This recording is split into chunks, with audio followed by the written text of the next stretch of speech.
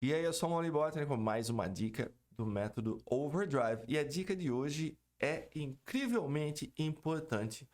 A gente vai ver o uso do verbo haver com os verbos auxiliares modais, que é essa moçada aqui embaixo. Can, could, may, might, must, should, will, would. É uma estrutura super importante para você conversar em inglês, participar de reuniões, escrever e-mails, relatórios.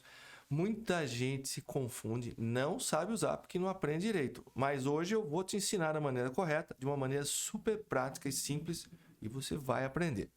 Para fazer isso, eu vou comparar uma frase com o verbo auxiliar modal deveria, should, no uso normal dele, e depois com o verbo haver. Então vamos lá. Ele deveria ser promovido. Olha lá.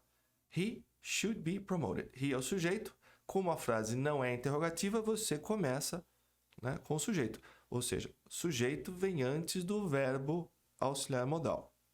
He should be promoted. Se fosse interrogativa, seria should he be promoted? Ele deveria ou ele deve ser promovido? Tá? Então, não é interrogativa, é afirmativa. He vem antes de should. Estou repetindo isso várias vezes porque é importante e você vai entender o porquê agora. Deveria haver. Olha lá, agora o verbo haver com deveria. Deveria haver uma festa. Pense da seguinte maneira. A única coisa que vai mudar para você entre, né, uma frase normal com um verbo auxiliar modal e o verbo auxiliar modal na estrutura do verbo haver é o sujeito. Você vai substituir he, she, it, I, you, seja lá quem for o sujeito, por there. There, que é o sujeito do verbo haver. Então, ele não tem tradução. É isso que confunde muita gente. Então, vai ser sempre assim. There should be. Porque o verbo haver é formado no infinitivo por there mais to be. Então, vai ser sempre there should be. É só trocar o verbo auxiliar modal pelos outros. E você tem a conjugação. Então, não sendo interrogativa, você começa com there. Deveria haver uma festa. O que confunde muita gente é que a gente não enxerga um sujeito aqui, ó. E aí dá um nó na cabeça das pessoas. Mas você agora sabe que o sujeito do verbo haver é there. Então vamos lá. Então a estrutura é sempre essa. There, o verbo auxiliar e depois be. Basta colocar os verbos auxiliares entre there e be e você tem o verbo haver conjugado com os verbos auxiliares modais. A gente vai ver a tradução padrão, tá? Por que padrão? Porque a tradução pode variar. Vou te dar um exemplo. There can be, pode haver, ou talvez possa haver. Vou deixar a tradução padrão, mas ela varia de acordo com o contexto.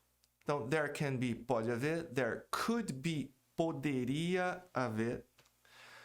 There may be, pode ser que haja. There might be, pode ser que haja também. A diferença é que may, como probabilidade, é uns 50% de chance de algo acontecer. Might, um pouco menos. 30%, digamos.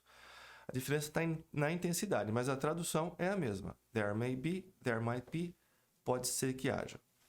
There must be, deve haver. There should be, foi o que a gente usou no exemplo. There should be, deveria haver. There will be, haverá, vai haver. There would be, haveria.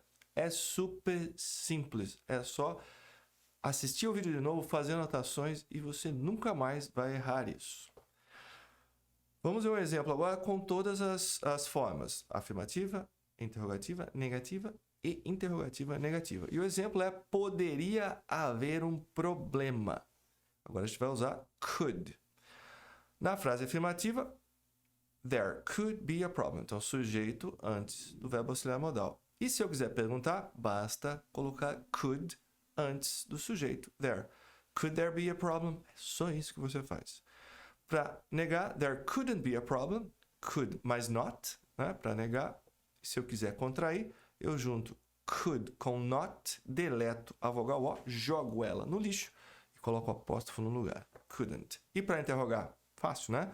Basta colocar couldn't antes de there, que é o sujeito. Couldn't there be a problem?